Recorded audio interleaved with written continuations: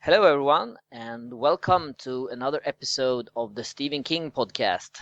And this one is long overdue, and mainly that is because technical errors on my side. I've had some big problems with my internet delivery. I won't go into them here now because we would have to beep most of what I'm saying out. But all we really have to know is that your kids are happy now. yeah, my kids are happy. My house have been offline for about 3.5 weeks. Ooh. And I can tell those of you who don't have kids in the range of 10 to 12 years that is something you don't want to experience. Yes. For sure. Yes.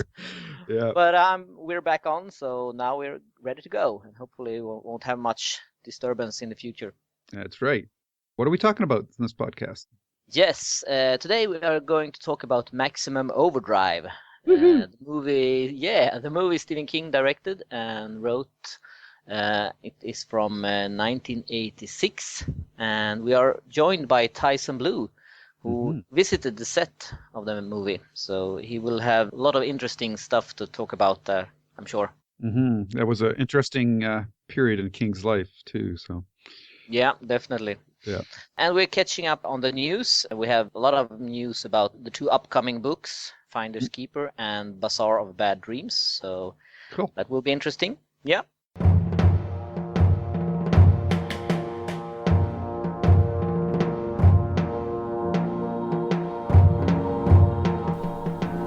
Welcome, welcome. Do not fear the door that lies before you. We will protect you. We are your guides, Hans and Lou, and we will give you the latest in Stephen King news. But before we do so, you must prove yourself worthy. You must open the door and join us in the death room.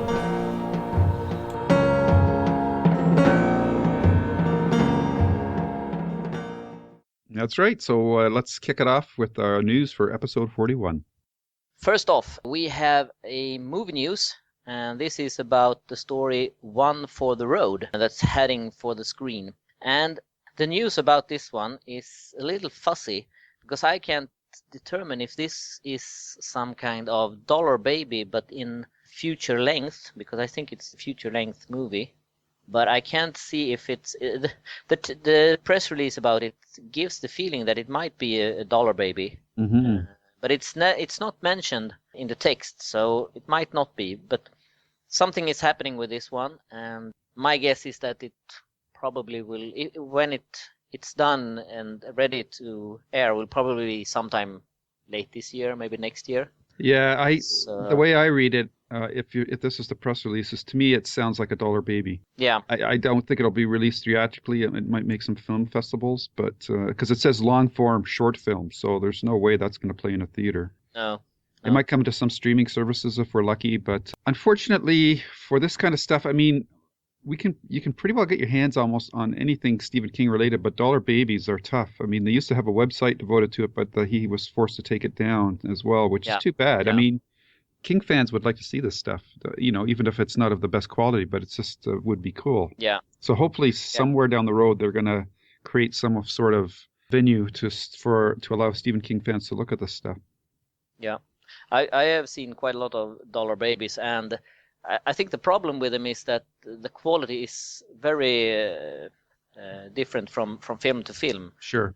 Some are really, really great, and some are extremely sloppy made. So I think that if they were being released on like in a DVD box or something like that, I think it would be a hard sell, because it probably would only be something that the die-hard fans would buy, because some of them are terrible, frankly.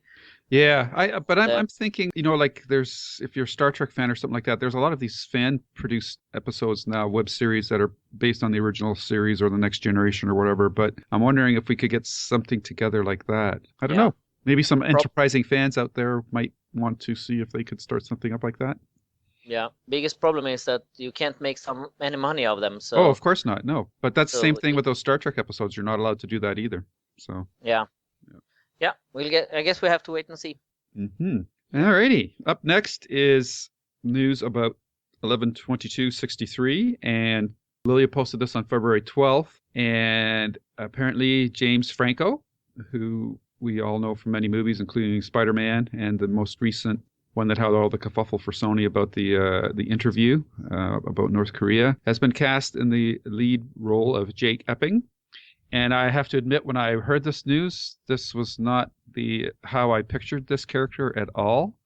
But Stephen King came on just a couple of days ago, and he said he would be perfect for the role. So I guess this is one of those instances where, in my mind and what King had in his mind, differ widely. But I'll take his word for it. I mean, James Franco is a good actor. It's not who I picture in this role, though. But I think he can do a good job with it. Yeah, same here. I pictured someone a little bit older Mm-hmm. than him, but on the other hand, it really doesn't matter what age he's in. No. In the story, as long as he's not like 12 years or 98. Yeah. But Yeah. in between there, it doesn't matter if he's 40, 50. So Mm-hmm. I think he can do a great job. He's a good actor. And, Yeah. So it should be interesting, and I think it's good that they picked some a rather big name to it, because that will get it some attention. Yeah. And this will be broadcast on Hulu. Not quite sure Yeah. when the air dates are, but so this is a streaming series. I know some people in your comment section expressed disappointment that this was not being done as a movie. Yeah. I do think it could be done as a pretty good movie. I think this is a story that could be, or a book that could be condensed without losing too much, really. Yeah. And do it within like a 2.5 hour movie. But if they're going to do it as a Hulu streaming thing, it just gives you more time to set up the characters and whatnot. So we'll have to see how it turns out. But I mean, it's they're signing somebody this high profile. It sounds to me like there's going to be some serious money behind this, which is good. Yeah. Yeah, and I think it's good that they are taking their time with this one, because I think a big part of the movie, about the book, is that if he goes to the past, and if he returns, he have to go back to the same time in the past. So he has to live from that past all the way up to when the assassin is. And I think to get that feeling of how long he has to be there and adapt to being there, I think you have to have some time, because I think that is what would have been cut out if it would have been done as a movie on like 2 hours. Mm-hmm. So I think it will benefit from being a little bit longer, but also they have been very clear that this is one season or 10 episode thing, so it won't be like Under the Dome where they stretch it out in forever, because this is something they could stretch out and make a couple of seasons where he lives in between where he arrives and the assassin. So I think it's good that they are taking the time, but also that they are saying that this is just a one season thing. So I have high hopes for this one. Yeah, same here. Okay, next up is something that we are not very happy about, or hasn't been at least. That is that the third season of Under the Dome is beginning to film on March 11. Mm-hmm. And the first episode is called Move On. And I had some funny comments when I posted this on my site, that many people thought that the title of the first episode, Move On, was good, because they said they had moved on already after the first or second season. So it was pretty fitting for for the season. Yeah. But hopefully this is the last season. Hopefully they will tie it up in a nice way. So yeah, we'll see. I mean, we've made our feelings pretty clear about this. You're forcing me to have to continue watching it, right? Because we have to report it for this site. You have to. So we'll see where it goes, but someone has to watch it. Yeah, it's interesting that we're kind of going full circle here when we talk about Under the Dome here, because they filmed this in North Carolina, and the movie we're going to talk about was also filmed in North Carolina. Yeah. So anyhow, we'll keep our fingers crossed for a better third season, but based on the current track record, I'm not very hopeful. Alrighty, so that's the world of movies, and now we're moving on to books. And first up is Salem's Lot.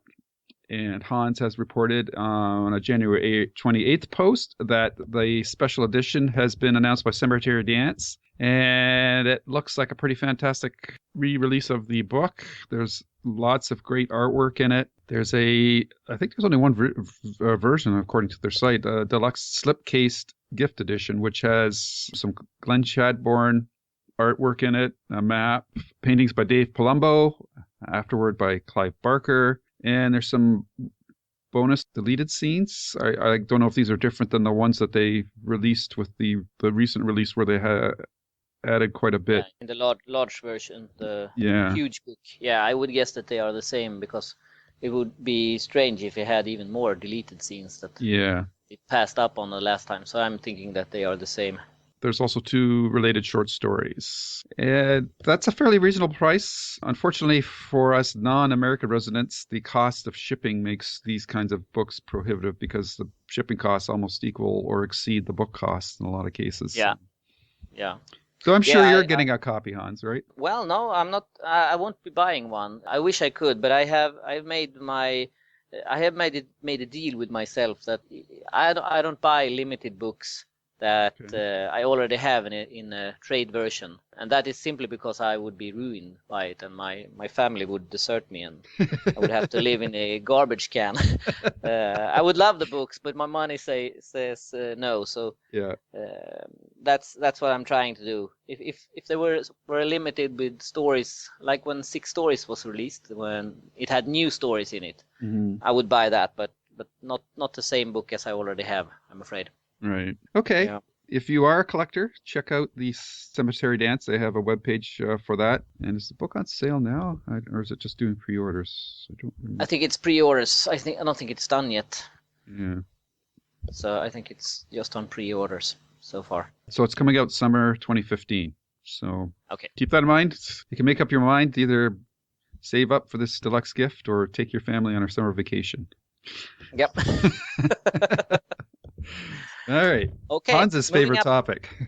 Yes, the next book that just happens to be released in exactly 100 days today when we record this, and this is February 21st, right? 22nd. 22nd, sorry. So in 100 days, the book will be released, and it's, of course, Finders Keepers, the follow-up to Mr. Mercedes. And quite a lot have happened at the news front when it comes to this book. We have had narrator announced, and it will be Will Patton, who also narrated both Mr. Mercedes and Dr. Sleep. So, and I think he did a great job on those. So I think that will be great. Also, I think it's great when you have the same narrator for a series of books. So if you want to listen to them in order, you have the same narrator, so it doesn't shift too much. Mm-hmm. Also, the US cover has been released for Finders Keepers. At first, we only got the front cover, and just a couple of days ago, we got the total cover, back and front. And personally, I think it's great. I think I liked the cover for Mr. Mercedes, and this is the same style, but instead of an umbrella, you have the book that's open and blood is pouring. And I tried to put them beside each other, and they are definitely in the same. They fit together perfectly. So I don't know how you feel about them, but I like this one. Well, I'll have to take one more cheap shot. I like it a hell of a lot better than the one that the U.S. cover for Revivals. So yeah. But I do like the fact that they're keeping the theme. I see in your comment section that some people are split on the continuing use of blood, but I don't know. I mean, I'm sure when you get the 3 things put together as a trilogy, the 3 books, these 3 covers will look pretty cool. But I think it captures the main theme of what we've heard so far about this story, about this unpublished work of this crazy fan is trying to get back. So blood has been spilled for the book already. So I think it's a pretty good cover. Yeah.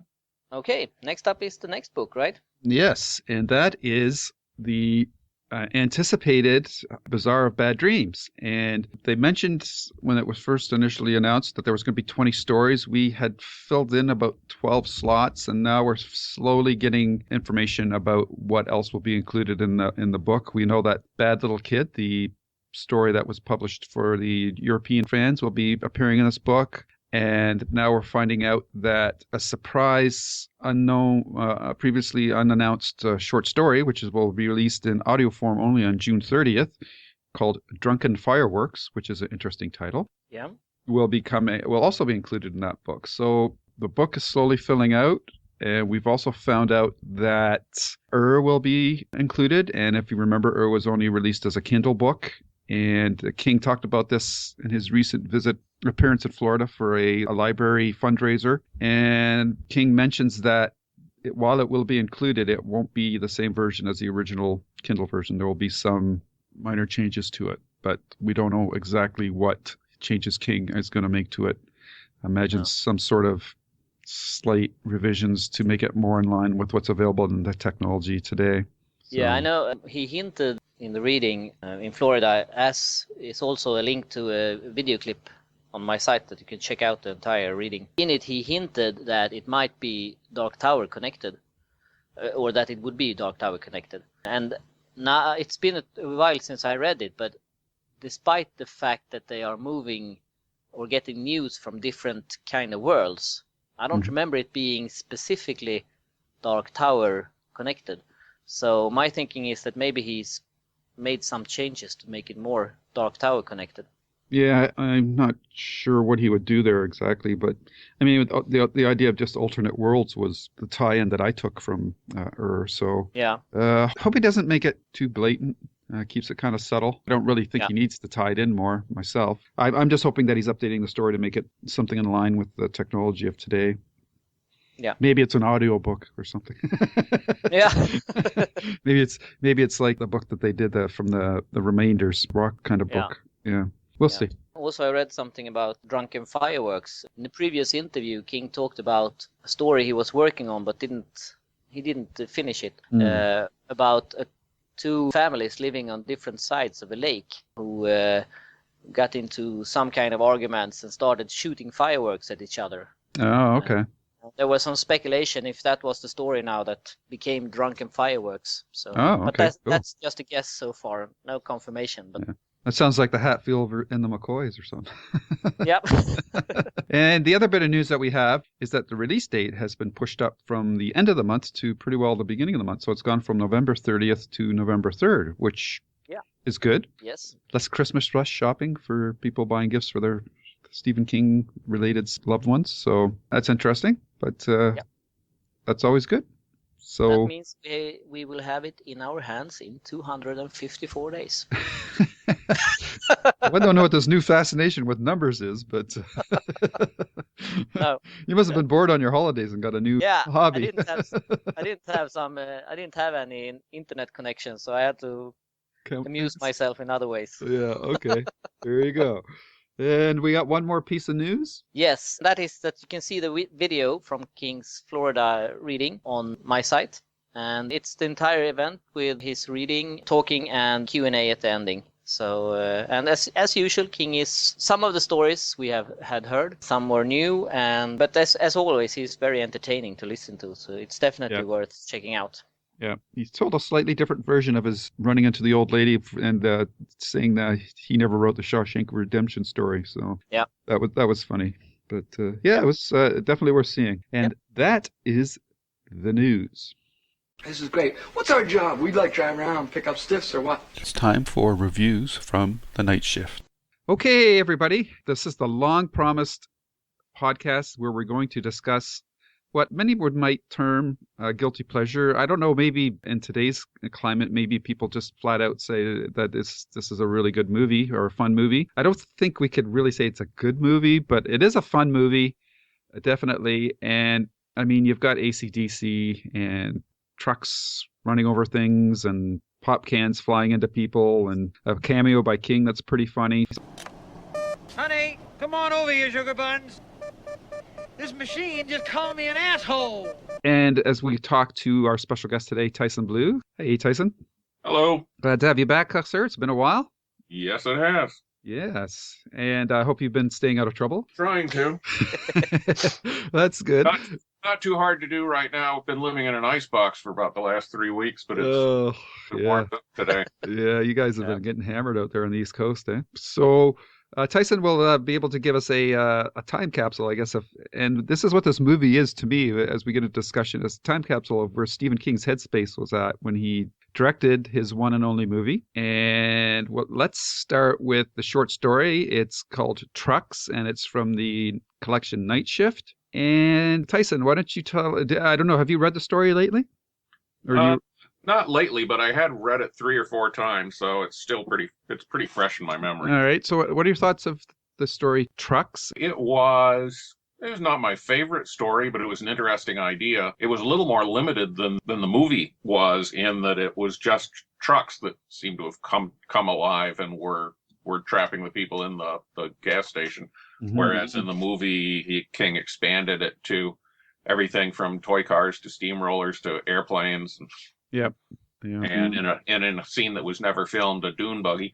But cool. About that later. Get everybody to stay tuned. Yeah, all right, good stuff. How about you, Hans? Have you read Truck lately? I haven't read it just lately, but I remember it as a very interesting story, and just the fact that technical stuff takes over the world. And I think, as I remember it, the movie follows pretty good, except that it's more limited to, as Tyson said, just trucks in the story.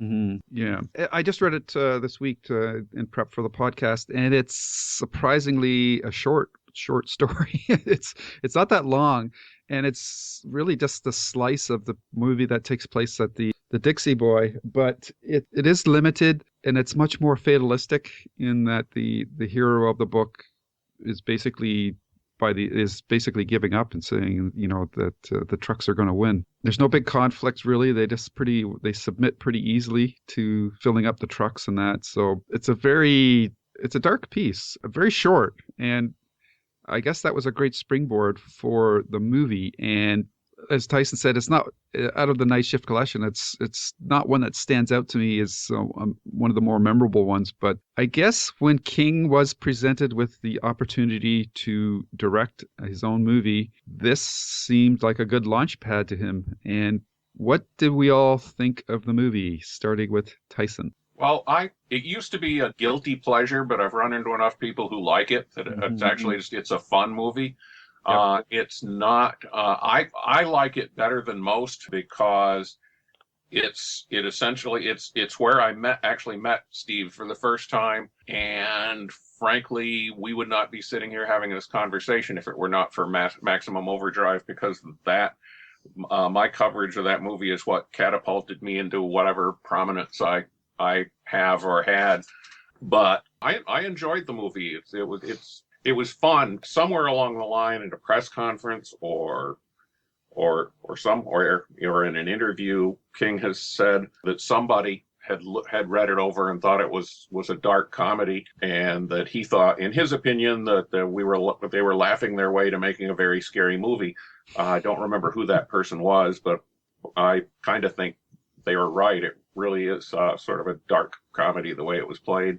Partly because of the way some of the ways the story was expanded, and in at least a couple of cases due to the limitations of some of the people that were acting in the movie. Mm-hmm. How about you, Hans? I like it as well, and just rewatched it for this podcast, and unfortunately it hasn't survived the times as good as I hoped it would.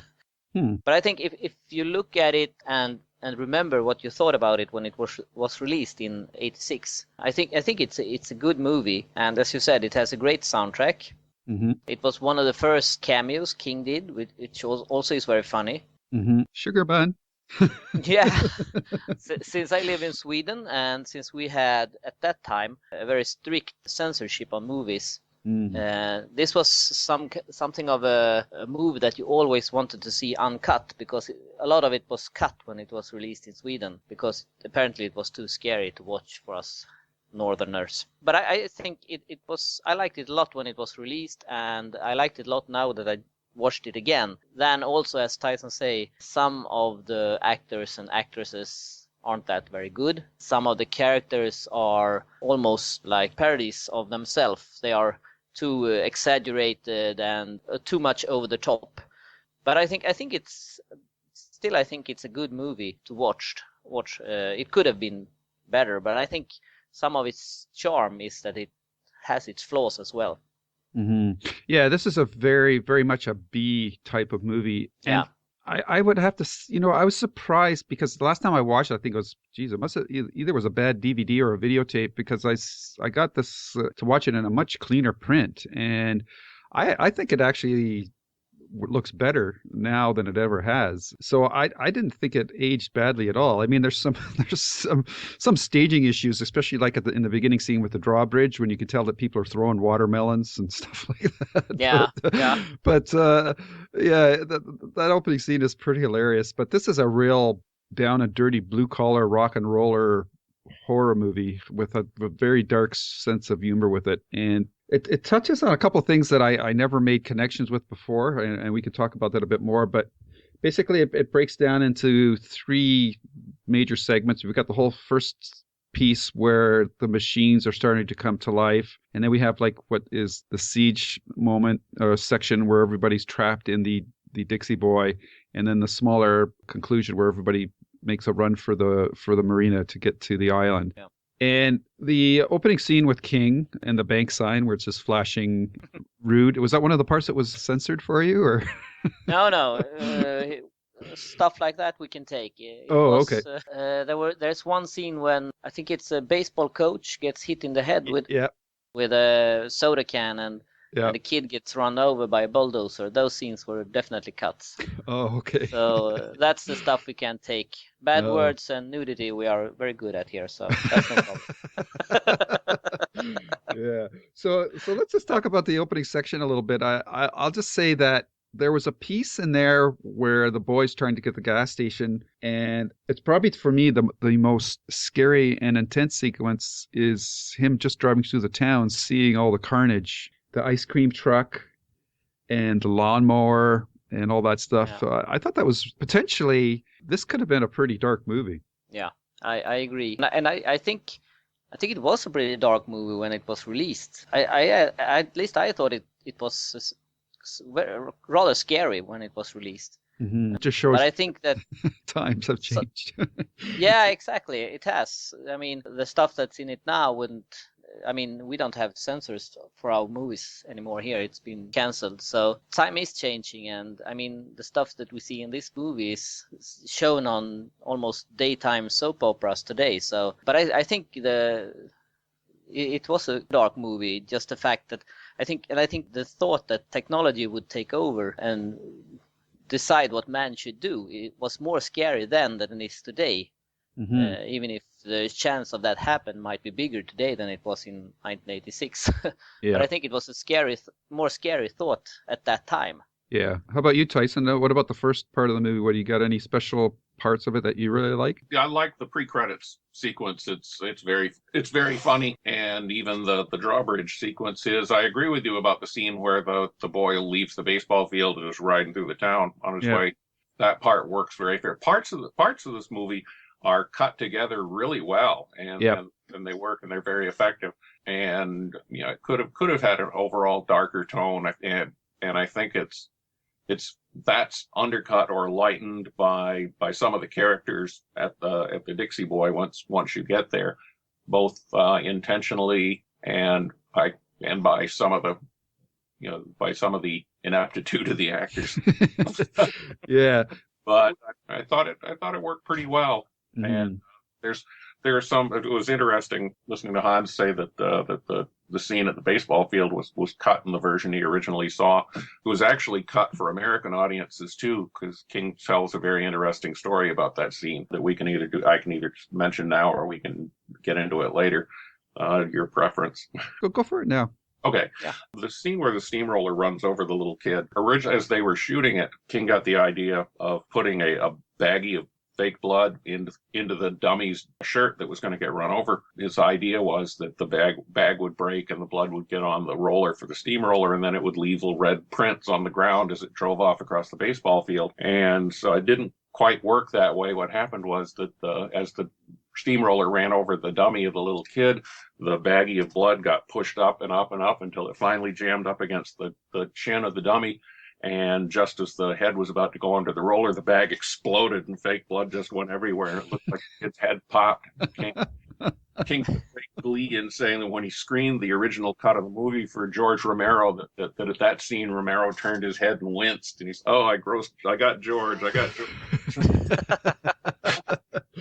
Unfortunately, we'll never get to see that scene because it got cut out. The film would have had an X rating if they'd left it in, so that it unfortunately had to go. Oh, really? Oh, man. That's Bad. someday maybe that'll become a deleted scene on a special edition or something. But that's too bad. I hope so, because sometimes little accidents like that make for a really good scene, and I think that might be one of them. We just have to see how. I mean, it was pretty cringe-inducing anyway. Mm-hmm. Yeah. Little coda at the end, it would have been really great.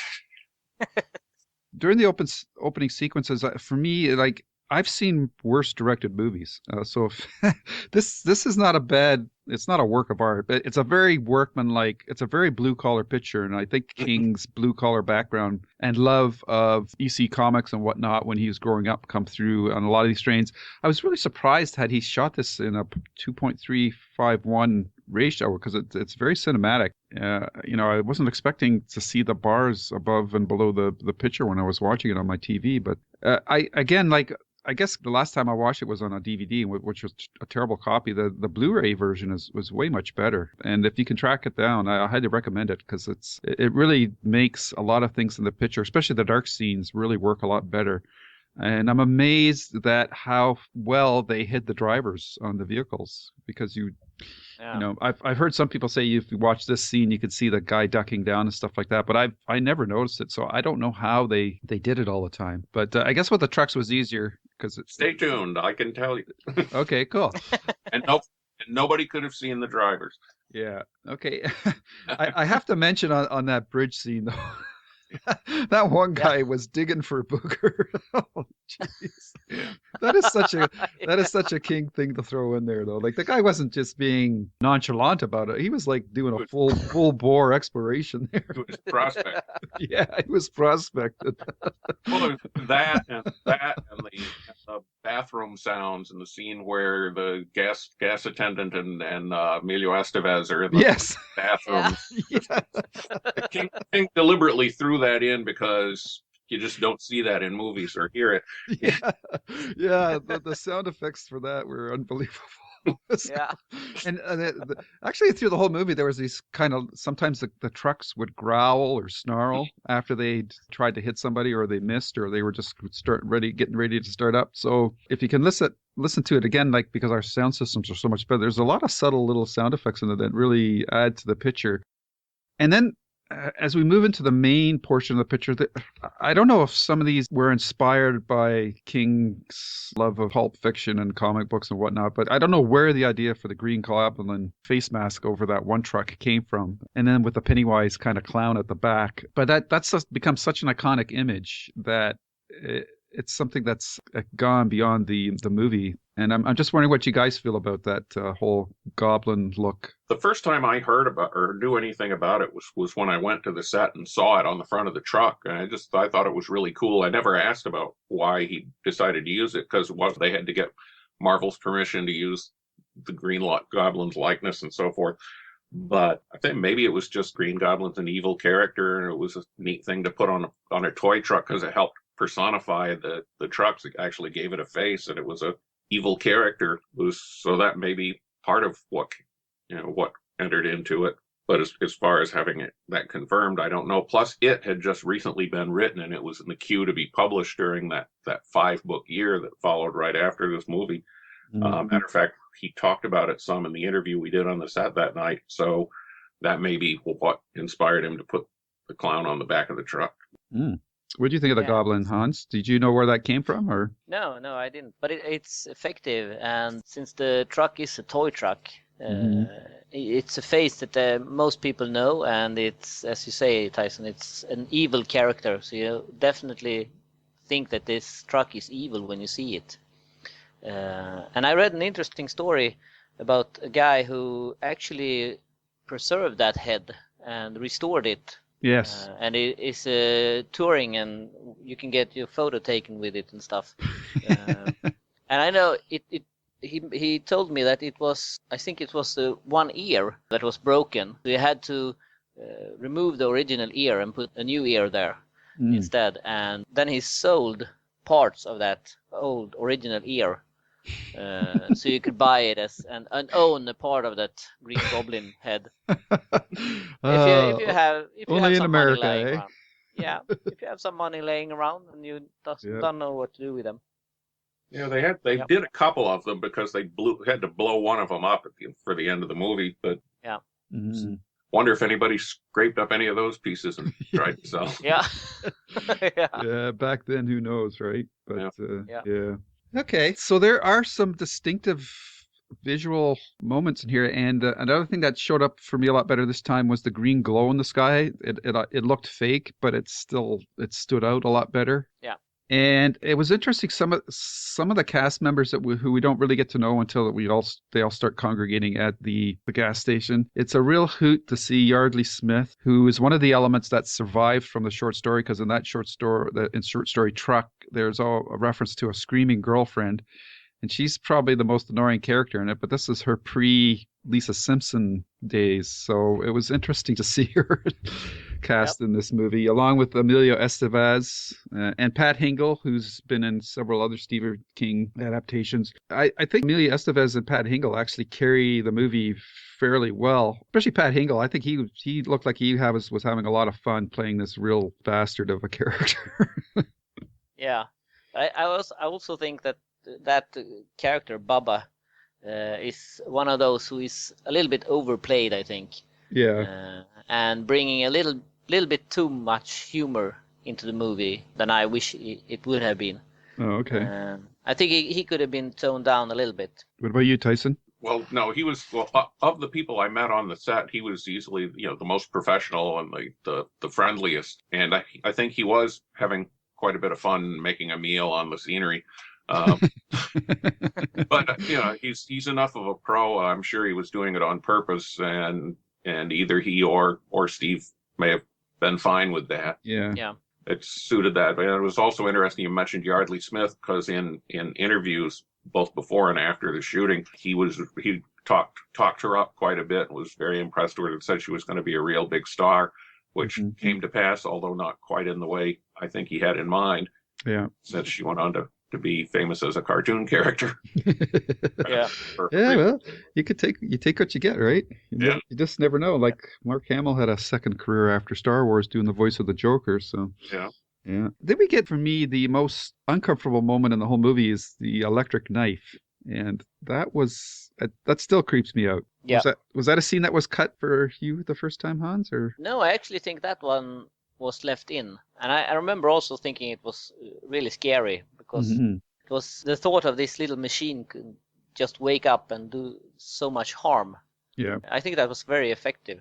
Yeah, they actually had to work at that, because when they were making the movie, there actually was no such thing as a battery operated electric knife. They all plug into the wall.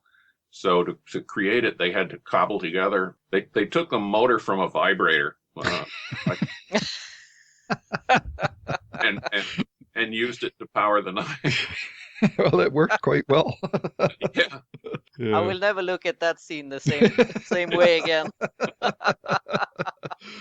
Oh boy, yeah. So for me, that was probably the most queasy moment in the film, and I every time it's coming up, I just kind of sit back in my chair a little bit and tighten up a little bit, because there's just something about an electric knife, because you use them, right, and you know how damaging they can be. So it's just, and I understand the technology was limited at the time, but if you think of the other devices that were in the diner, it would have been fun to see a little bit more of that stuff happening just beyond the trucks and that.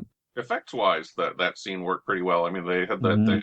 You really thought it was cutting into her arm. Yep. The way the scene was cut. Yeah, King was generous with his blood. Yeah. And I think generally people in the movie accepts the fact that machines are coming to life pretty easy. I think I hope I would be more skeptical and disbelieving, even though I was in the middle of it, if it happened in real life. Yeah, but I guess when you see a person run over, that kind of rearranges your perspective pretty quickly, right? Yeah, you don't have much of a choice. Yeah. It's funny, like with the trucks and that, and the killdozer, and then that machine gun thing that all come in. I remember a movie earlier in the '70s with Clint Walker. It was called Killdozer. Do you guys remember that movie?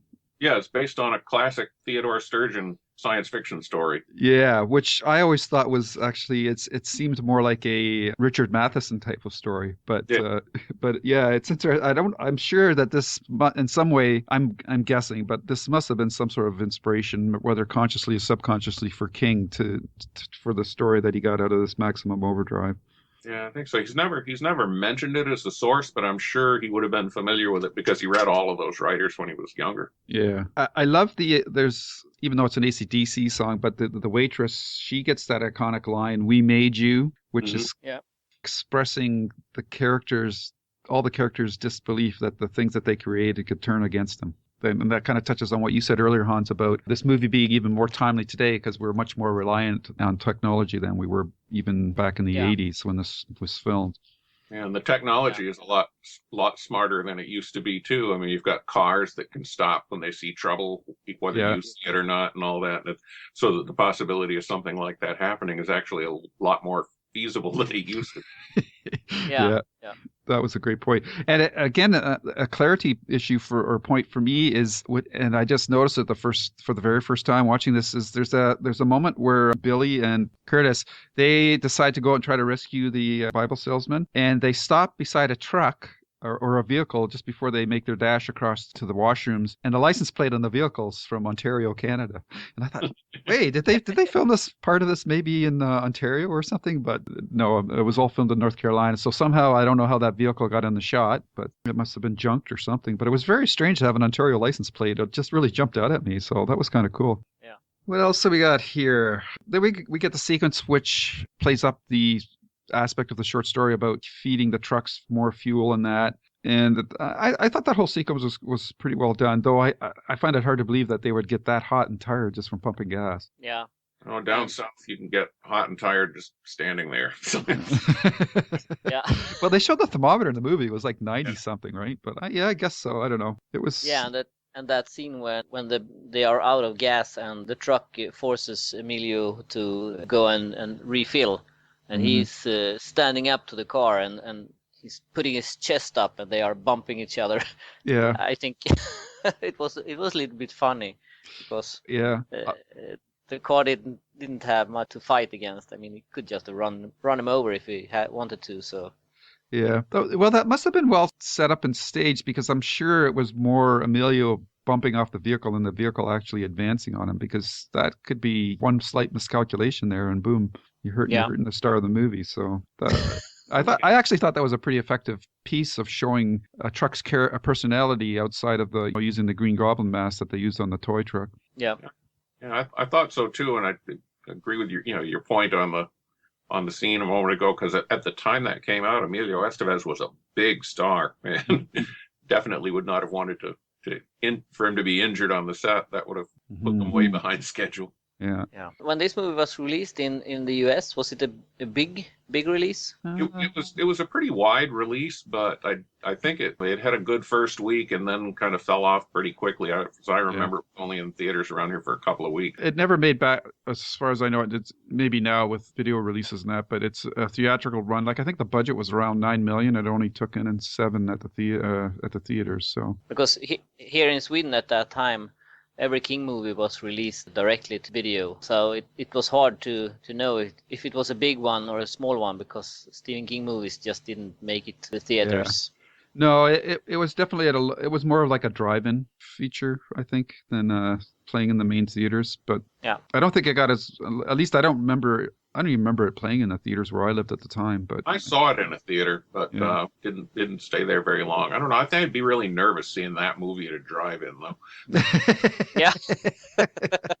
Yeah, that's the kind of movie it is. It's a drive-in movie, isn't it? Like, it's perfect for a drive-in. It would. Yeah, it did. And then, of course, the last portion of that sequence is the whole, and you knew it was coming, is the whole Dixie Boy truck stop just gets blown up real good. Yeah. And I thought that was pretty well done as well. Yeah. I thought so too. It was actually done. The Dixie Boy set was a freestanding set. I mean, all of the buildings were practical. You could walk in the doors, you could walk around inside the kitchen and everything. Nothing was shot on a soundstage. All of that was built in place on the parking lot of a factory that was behind it that you never see because of the way the scenes were shot. And then they were on a really tight schedule because they weren't going to get any extensions. Plus, as they were shooting the tail end of the movie, there was a hurricane barreling down on them, and they weren't going to, there was no way they could do it again. So it had to work the first time. And so they made sure they blew it up in style. I thought it looked great. Yeah, it worked really great. And then we get the run from the Dixie Boy to the marina. And it was funny because they mentioned that Billy first came up with the idea. He says, I hear there's an island 6 miles off the coast called Haven. And I thought, really? It's a small world after all. I wonder if for the guys from Haven, if that's where they got the idea for the name of their show. I don't know. But yeah. I was just noticing that. I said, well, you bring this old stuff out and you keep finding new stuff all the time. So that was pretty cool. Of course, there's Haven, the fictional town in Maine, too, that also figures in other King stories. The movie's bookended by really cheesy sort of like title cards. And I just love the fact that at the end, a Russian satellite that was equipped with lasers and warheads shot down a UFO. I thought that was hilarious. Yeah. And of course, they pass through the tail of the meteorite or asteroid or whatever it was, Rhea M, and we have to assume that everything goes back to normal. So, but the whole idea of this being like a what did he call it, interstellar vacuum cleaner? Yeah. So that was a cool idea, and in general, because Stephen King has been quoted as saying he was coked out of his mind. I didn't really remember making this movie. Oh, he was. And I'm sure you'll get into that a bit more. But when you watch this movie with that in mind, you can really see that this is like the Stephen King made that symbolism. Was a Dreamcatcher about the mind being like an attic with all these drawers. Yeah, full of all these different things. And I think this was like him just regurgitating or throwing everything that he ever grew up with or secretly wanted to see on the big screen being done here, because these shots of big trucks, people being run over by lawnmowers. I love the sight gag of that plane that you saw earlier in the movie. At the end of the movie, it's gone straight into a school bus. Yeah. So all this twisted stuff, and the pop machine, and people the kids getting hit by the pop cans, and that coach, of course, getting really nailed in the head with one. Yeah. And the ice cream truck, what was it called? Tasty. Mighty Tasty. Mighty Tasty. That had to be a Stephen Kingism. Yeah. So, and the Burger Lean thing, the Burger Lean sign. This was just like a brain dump of all the things that he liked. And of course, he got AC/DC to do the soundtrack. I mean, what more can you ask for? It's really quite a hilarious movie, intentionally and unintentionally at times. And Stephen King as the banker at what was that machine called? The Money Man 2. Yeah. It was just, sugar buns, come here. The machine's calling me an asshole. Yeah.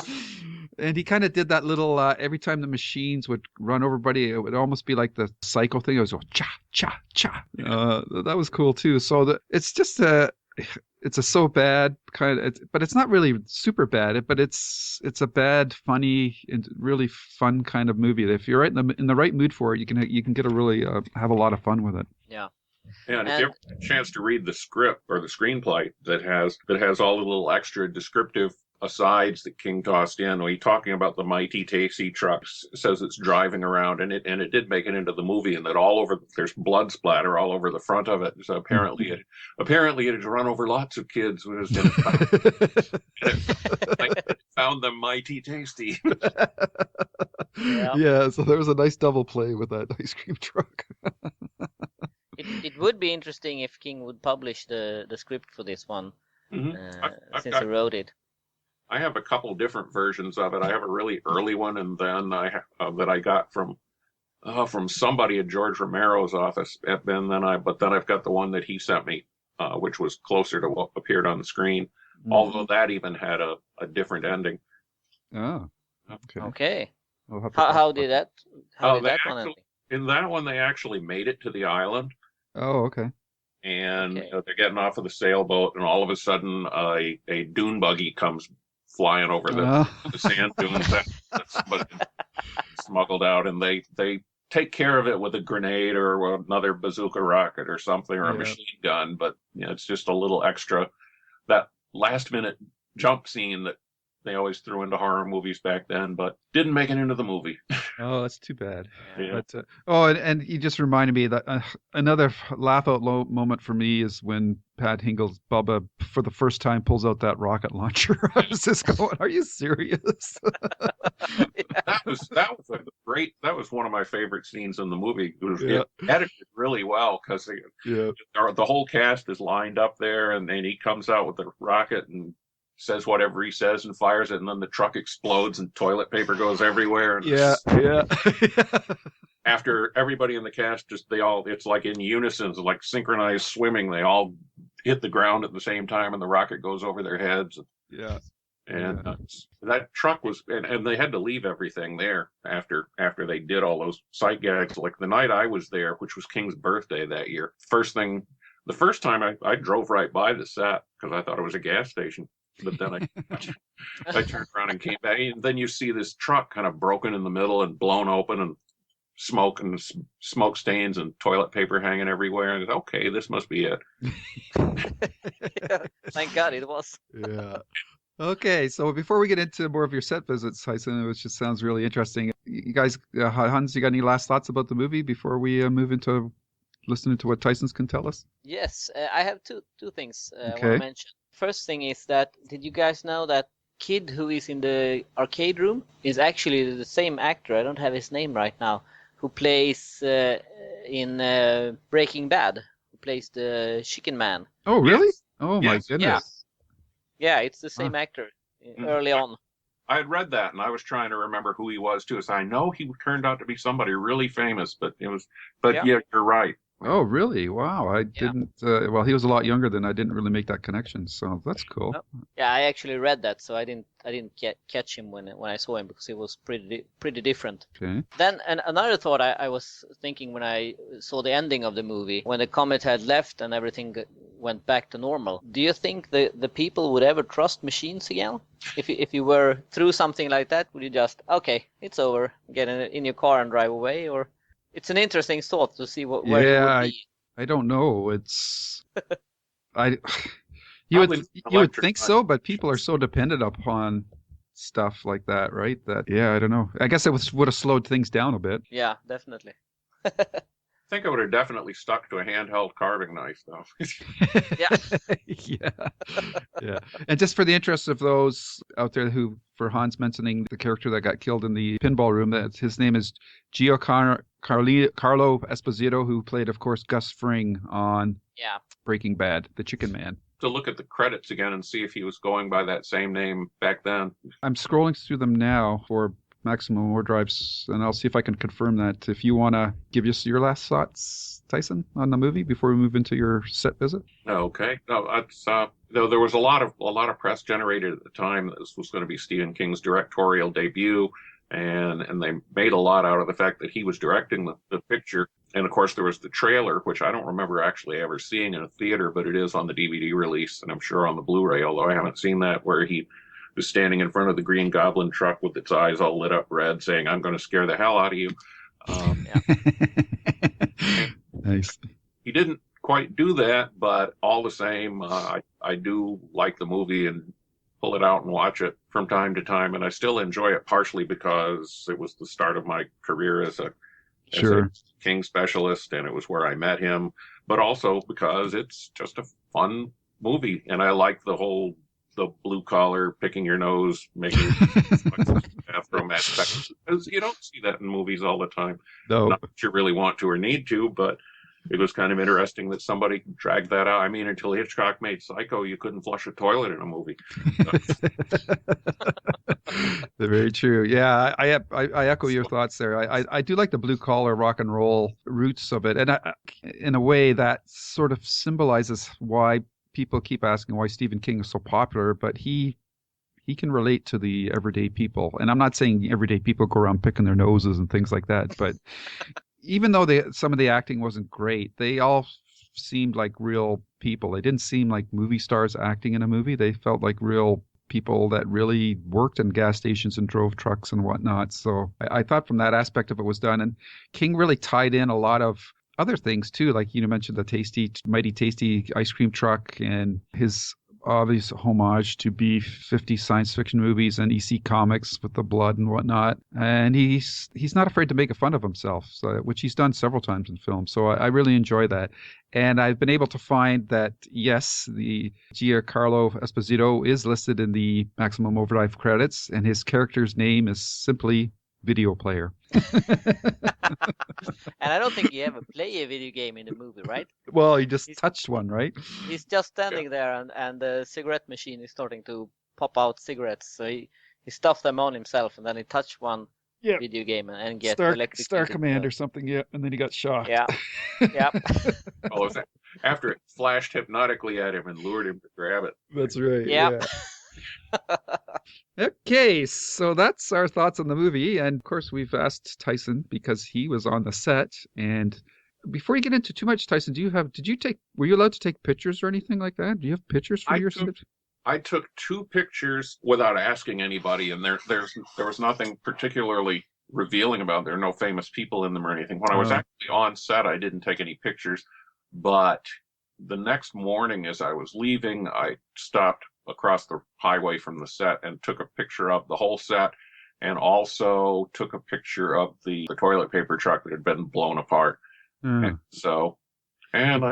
you still have them? I still have them. I haven't seen them lately, but I used to keep a story file on every story that I did, and so they're probably in with that. Because I don't know if it's too much of an imposition, but if you could dig them up and maybe somehow scan them and send them to Hans to link with the podcast, that would be kind of cool to see it. Yeah, it would be great. I'll see if I can track them down. Cool. Alrighty, so we're going back in the way back machine.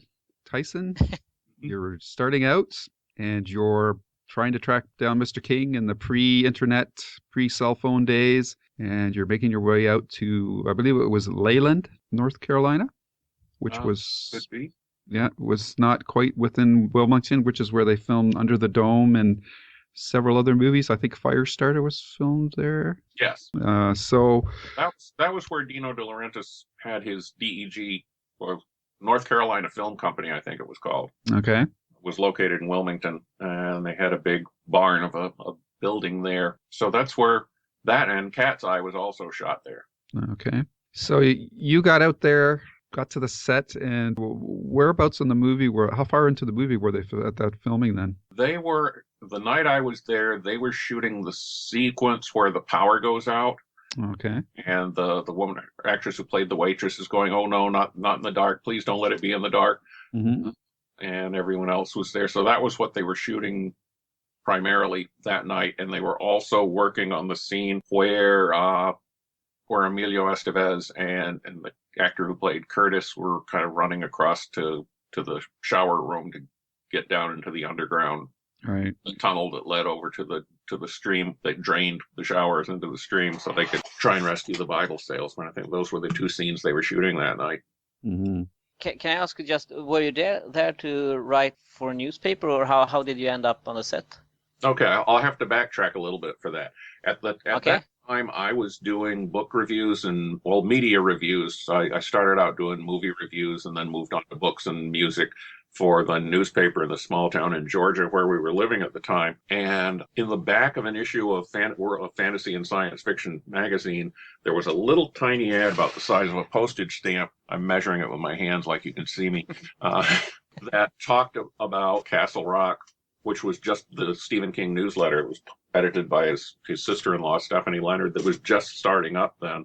Originally, I called the publicist for the studio and asked if I could come up there and do a set visit for the paper that I worked for, which was nothing. It's a small town daily, and they just kind of blew me off. So I got in touch with Castle Rock and said, I'm trying to do a set visit for Maximum Overdrive. Would you be interested in, an interview and a set visit? And Stephanie Leonard said, yeah, I would, because I go down to the set every once in a while, but I'm always too busy to do anything. So she agreed for me to write it, and they'd publish whatever I wanted to do, which is how I got my foot in the door at Castle Rock. But even Castle Rock wasn't enough to get me invited to the set. So then I decided I'd try. At the time, the Twilight Zone magazine was publishing, and it was very successful. Anybody was in it. So I called them up and explained what I wanted to do. And I barely got it out before the person that answered the phone put me on hold. And 2 seconds later, I was talking to the editor of the magazine, and the first thing how do you know we were doing a special Stephen King issue? I said, oh, I didn't. I just wanted to do that. I said, well, we don't have anybody there. I said, well, I'm 5 hours away from the set. So I agreed, well, have you ever written anything like this before? So I do movie reviews for newspaper. You ever written stuff on a deadline? I hadn't, but I said I did. Sure, I can do that. So that was finally enough clout to get me onto the set. So the day came, and it was Steve's birthday, which I I did know about it. I know it at the time. So I drove up there, and it was just dusk as I was pulling in. And as I told you a moment ago, I drove right by the location the first time because it looked like every other gas station, convenience store sort of thing that you see down there. And there actually is a line of Dixie Boy gas stations in North Carolina by coincidence. So I turned around and came back in, and by then they had turned on the lights for night filming. And then it was obvious it was a movie set because I started looking around and seeing all these blown up trucks and charred toilet paper rolls hanging off of everything, and knew I was in the right place. So I drove in and parked where they told me to, and got out of my car and headed up to where the action was, which was right outside the restaurant part of the station. And the first person I ran into actually was Stephen King. And I shook hands with him and probably made a total fool out of myself, but he was gracious and just kind of shrugged it off, and it put me at ease pretty quickly, actually, and then just said, hang around and have a good time. So that's what I did. I had watched while they did multiple takes of things for the rest of the night, and any of those scenes when the power goes out and everything's going on, was just out of scene watching them do that. And you never snuck in to got a background part? I guess that wasn't possible because we knew how many people were there at any given moment. Right. Yeah. No, it wasn't possible. I did actually get a cameo in a Stephen King movie, but that came later. Was the set opened so just anybody could drive by without noticing it, or? It was.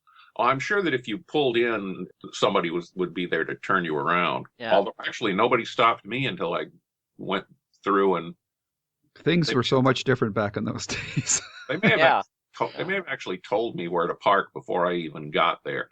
Yeah.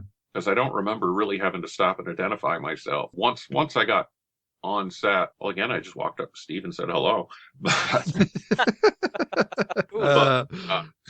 Things are so different nowadays, I think. Hey, that's not possible anymore. I know people, from what I've been reading here, people like truck drivers would actually try to pull in to fill up. Yeah.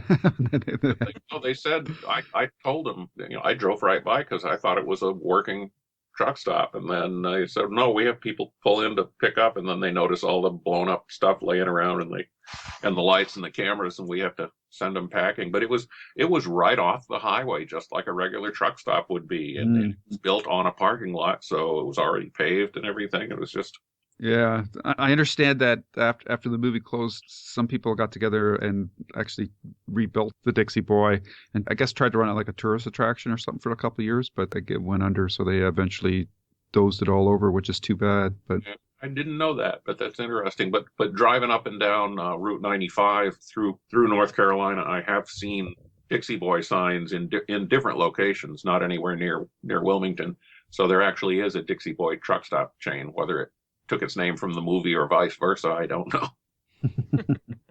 But I spent some time talking with Pat Hingle between setups for scenes, and he was very gracious and signed my copy of either my copy of the script or my copy of the publicity materials for the film, one or the other. And no, he was very nice. It was the first time I'd ever been on a film set. Didn't realize that even if you're not around the shot, you have to be quiet because every little noise gets picked up. And so he kind of walked me through that. Mm. And the actress who played Emilio Estevez's girlfriend and another person in the cast were doing like dance rehearsals off in the corner. They were doing all kinds of things to keep occupied between setups, because they'd have to, once they moved into the restaurant, took about an hour to change that setup. And then Steve would vanish during those times for an hour or so. And I have a pretty good idea what he was doing then. But no, it was obvious from the second I met Steve that he had a drug problem back then. And I was really, really glad when he finally owned up to it on writing years and years later, because I'd gotten tired of carrying that secret around. Yeah. The press conference in Atlanta when the film was coming out, he was 45 minutes late. And when he came in, he announced, "I'm sorry I'm late, folks. We had to stop and make a drug deal." And now I've realized he probably was telling the truth.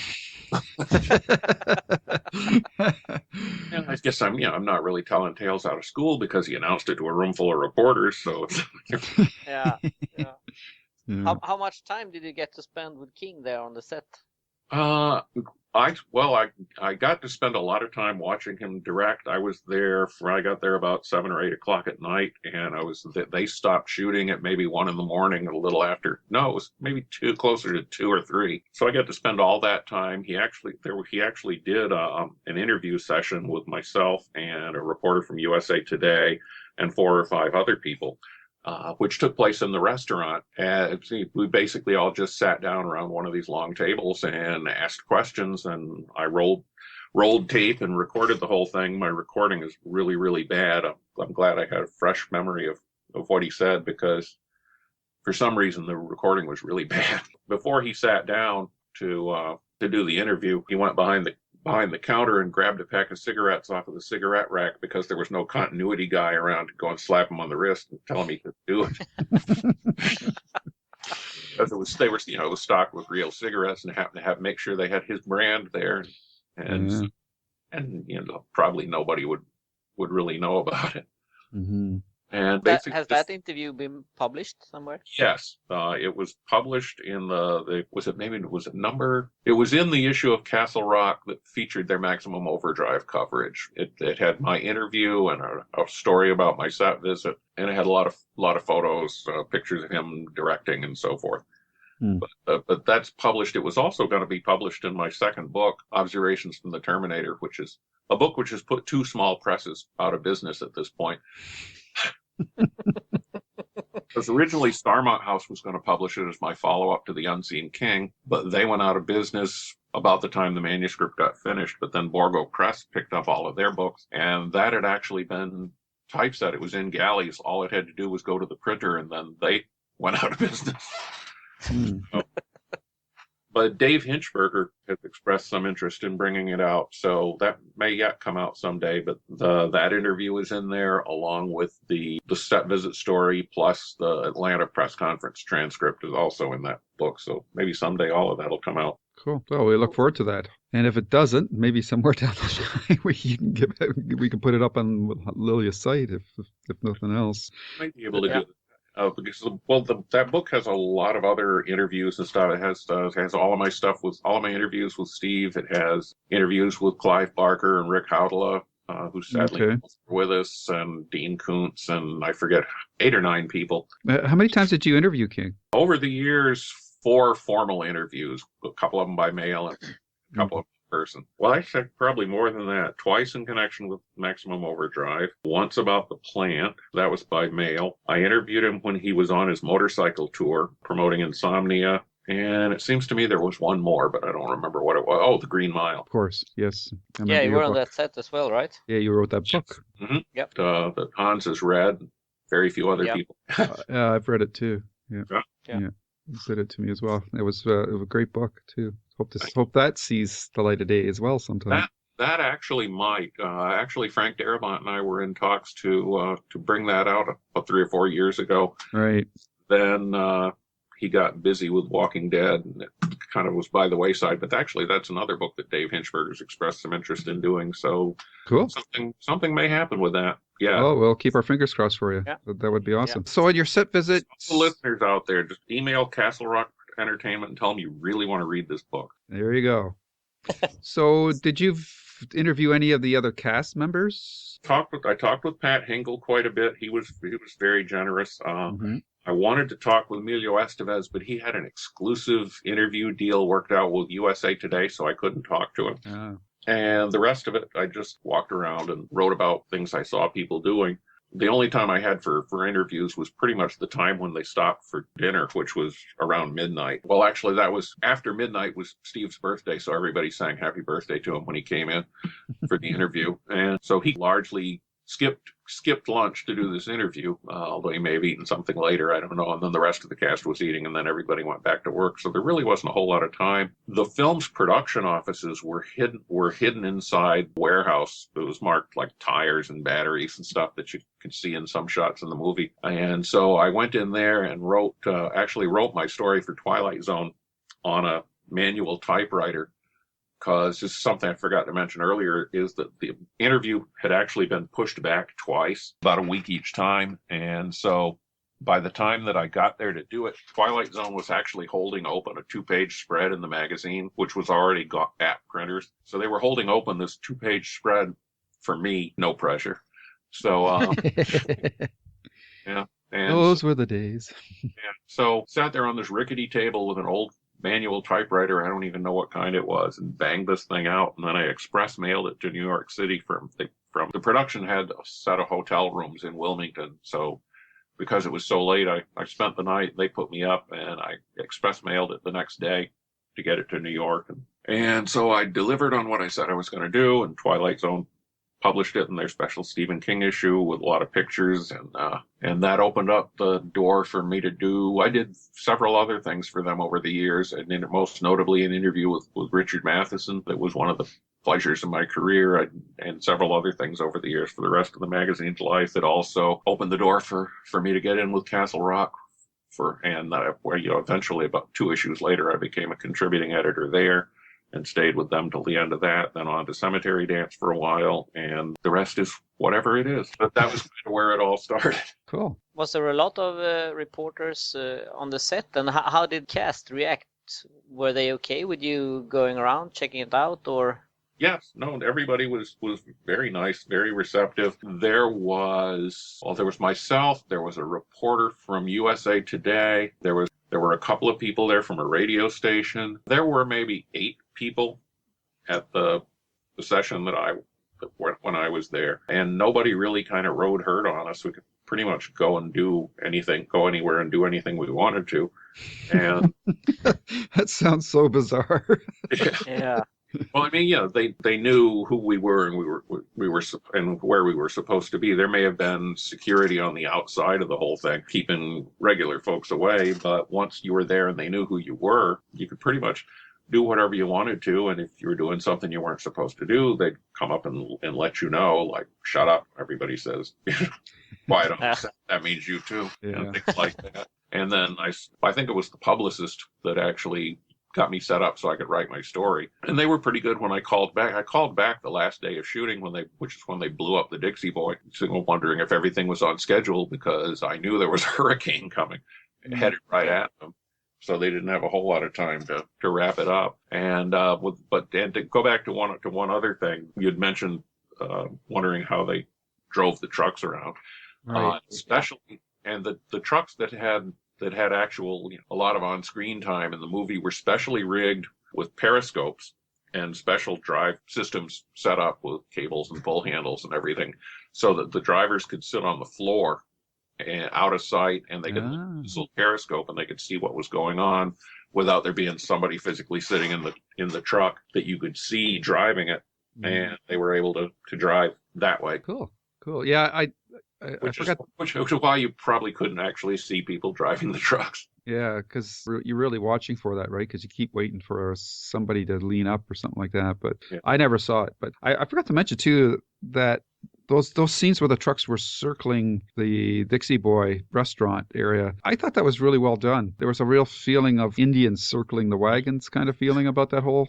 Yeah, those shots. So I thought those shots were quite well done. I don't know how much control King had of that, or if he would just tell like the director of photography, this is what I want, and they would go and set about and do that for him. But probably a combination of the two. Yeah. Oh, I know, and I know a couple more stories too. That You should write these down. yeah, there's the trucks and the. Well, no, there was one the scene with the lawnmower where the lawnmower comes right at the camera. That was the only time anybody really actually got hurt making this movie, because they had to stop the movie from, or stop the lawnmower. They had these big wooden blocks set up so that it would come and it would hit them and it would stop. But instead, the front wheels of the lawnmower, which was a power-driven mower, actually climbed up the wooden chocks and ran over it, and then the blades got into the wood and started chopping it to pieces, and splinters started flying everywhere. And the cameraman, Armando Nanucci, actually lost an eye as a result of that, and filed suit against King and the production company as a result of it. But I think he was the only real casualty that they had any time during the time they were shooting the picture. Yeah, I see there was 2 incidents. That's the one where somebody got hurt. Somebody almost got hurt when the ice cream truck flipping over. There was supposed to be a telephone pole piece of wood so that would flip end over end, but it only flipped once and slid on its roof right into the camera. Somebody pulled the camera, or Gene Poole pulled the cameraman out of the way. So, but I hadn't heard about either of these incidents until I just went on the wiki here, but you were mentioning that one about the eye. That's kind of... He talked about it at the press conference in Atlanta. Yeah, that's tough. Ooh. Yeah, particularly because his eyes are how you make your living. Mm-hmm. Yeah. It's something that people just take for granted how these things are done, but I always keep going back to thinking about Vic Morrow with the Twilight Zone movie set incident. That's dangerous stuff at times. So something that looks relatively, and it's usually the safer stunts that usually cause the bigger problems too, right? So it's And that you would have thought the lawnmower would just stop, but because it was power driven, it just climbed right up onto it. How long were you on the set? Did you leave in the morning then? Yes. The day after? Yes, I did. I was just there, and it was just a set visit for a report. It wasn't like the situation with the Green Mile where I was hired to do the making of the movie book, so I came and went all the time for that. But it was the first time I'd ever been on a movie set, and it was a lot of fun. It was a pretty good way to get introduced to it. I guess so. And the next one was a few years later, was Storm of the Century, which was at least partly filmed in Oshawa, just outside of Toronto. Yeah, I remember. I think you were on. You talked about that before. Yeah. That's pretty cool. Okay, well, once again, I want to thank you very much, Tyson, for coming on and sharing your memories. Well, while we have you on, I'm just wondering, what have you been thinking of? I don't know how much of the King stuff do you follow, but like Under the Dome, Haven, his last couple of books. Do you have any quick thoughts on any of those items? Well, Under the Dome, I had hopes that it would get a little better. Second season, what with Steve writing the season opener. Mm-hmm. Unfortunately, that turned out to be the high point of the season. I'm glad that me and Hans are not the only one that feel like that. I did kind of like it. I liked the turn it took about halfway, 2/3 through the season, where he was able to get out. Like that episode of Patrick McGowan's old series, The Prisoner, where he would leave the village and go back out to the outside world and try to convince them what was going on. But then even that kind of petered out too. Yeah, and it was so much like Lost, like when they, in the third season or whatever, where they went off the island, because one of the actors was the main character's Barbie's father was one of the actors from Lost as well. Yeah. So yeah. And then the whole idea, I kind of like the whole idea of the dome shrinking, but you can only do so much with that, and otherwise you got everybody standing all lined up in one place for this. Yeah. Have you been following Haven? I've never seen Haven, wow. Which is strange because actually Charles Ardai is an online friend of mine. He's touched base several times over the heart, because he also runs Hard Case Crime, which is published Joy Landon, Colorado Kid, on which Haven's based. And so I've actually never watched it, but well, it's available on one of the streaming services and binge watch it one of these weeks. Yeah, it is. And it's worth watching. It's stayed at a consistently pretty good level. And it hasn't had that big dip that happened to the Dead Zone in its last couple of seasons. So, and I think they're on their last season. And the shocker for us was that William Shatner is going to be on 4 episodes. I was like, whoa.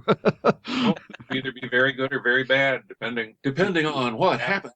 That's right. What about books? Mr. Mercedes, I liked a lot. Cool.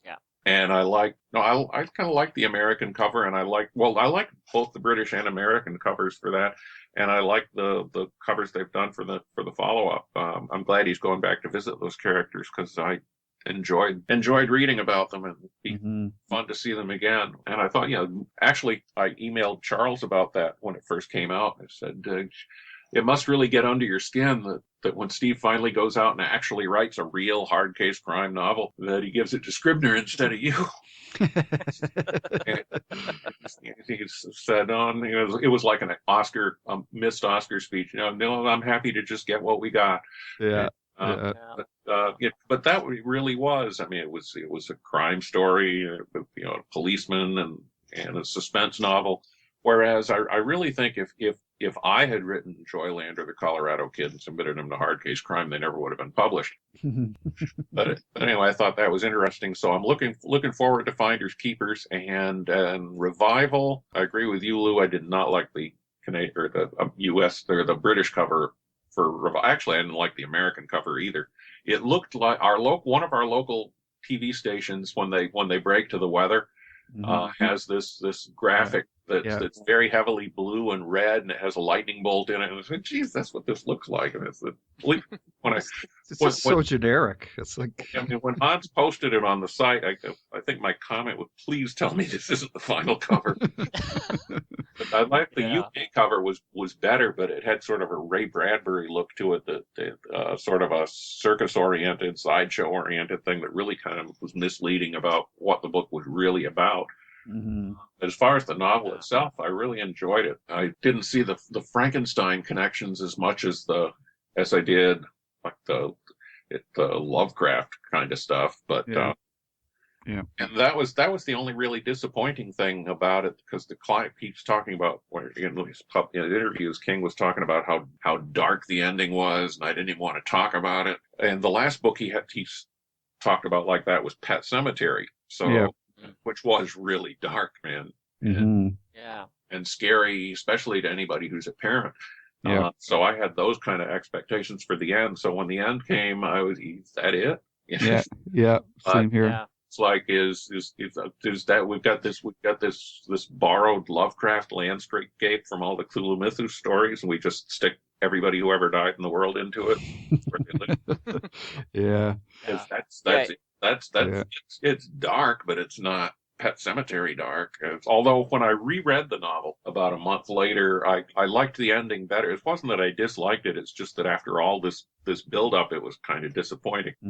But on the whole, I liked the book. I liked the way the characters developed, the way they moved in and out of each other's life, really at random, without any, there wasn't any planning most of the time. They just bumped into each other from time to time. It was like the things that happen in real life. That was pretty much the feeling Lou and I had when we reviewed Revival as well. That it was a good book, but the expectations we had from King's statements about it was something else. So we were a bit disappointed that it wasn't as dark, as scary as he had painted it out to be. But and it felt a little bit unfair to the book, because it is a good book, but it isn't what we expected. Right, and that happens sometimes. It wasn't a total misfire. I enjoyed it. I enjoyed it enough to reread it almost immediately. So it was good. But no, I enjoyed it, and I'm looking forward to Finders Keepers. And I don't know. Did you have a chance did you ever listen to the Josh Boone interview about The Stand that he did with Kevin Smith? No, I've got to do that. Yeah, because that's with The Stand being 4. How do you feel about The Stand potentially being 4 movies? Do you think that's a good idea or a bad idea? I think so. It was 4 TV episodes when it was done as a miniseries, and each one of those lasted about as long as a feature film when you cut out the commercial. So I think you kind of need that much space to tell that story, as long as it's one of those things where do we really need to redo The Stand? Because the miniseries was actually pretty well done, other than some shaky special effects near the end and Molly Ringwald being cast in it. But other than that, I thought it was... and the guy that played Harold Lauder wasn't that good either. But no, now that you mention it. Yeah, next to the Dark Tower, I'm really excited about this. I hope Josh Boone gets to carry out the vision. Because if you listen to the interview, he gets not just this one, The Stand. He gets all the King stories. He zooms in right into the theme of what the theme of the story is. What was wrong with, like, he admires John Carpenter's version of Christine, but it's totally misses what the movie was about. Yeah. It's a very interesting conversation. And King actually offered him Lisi's story before he was offered The Stand by Warner. So I don't know if he's going to come around and do that, but I would think after 4 Stand movies, he's probably going to be kinged out for a while, but we'll have to see. So I wonder if they're going to basically shoot them all at the same time and then release them a year apart like they did with The Lord of the Rings, or whether they're going to take some time between them, or how they're going to do it. Yeah, I imagine they will shoot the first one and then judge the returns on that. If they're good or not, then they will probably do the other ones all together, just to hedge their bets. But we'll have to see. I'm looking forward to that, and also the remake of It. It'll be interesting to see what they do with that. Mm-hmm. Yeah, that's an interesting approach as well, shooting the 2 movies, one from the kids' version, the other one from the adults thing. Another way of hedging bets, but yeah.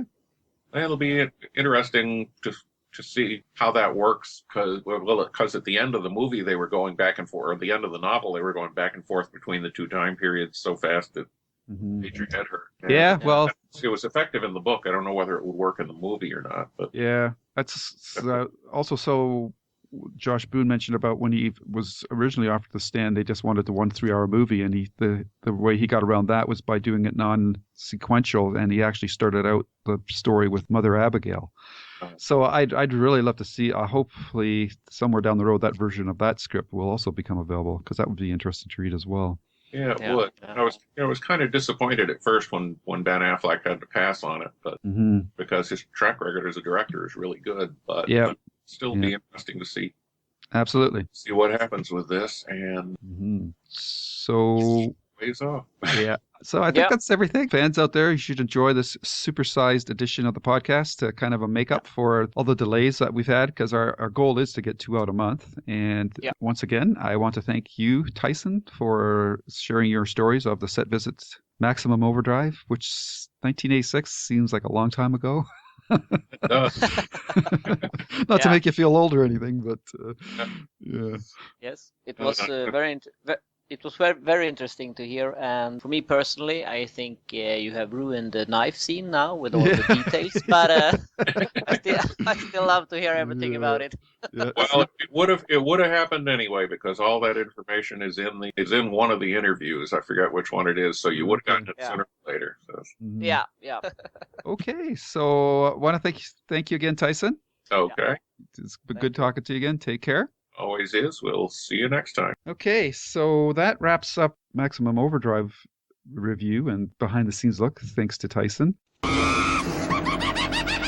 We haven't decided what we're doing for our next podcast yet, and I know we were taking ideas because we thought we weren't going to be able to get this one done, but so I think we're still sifting through some of the feedback. Yes. And if anybody has any ideas, send them in and let us know, and we might pick you up on it. And we promise that our next podcast won't be so far away from this one. So, no. Yeah. Hopefully everything is fixed now, technically wise, so absolutely. We can do as we want. Yeah. All right, so enjoy this supersized episode. It's going to be easily over an hour. I don't know what it'll be when I get the final edit done, but enjoy. And until next time, stay safe, but stay scared.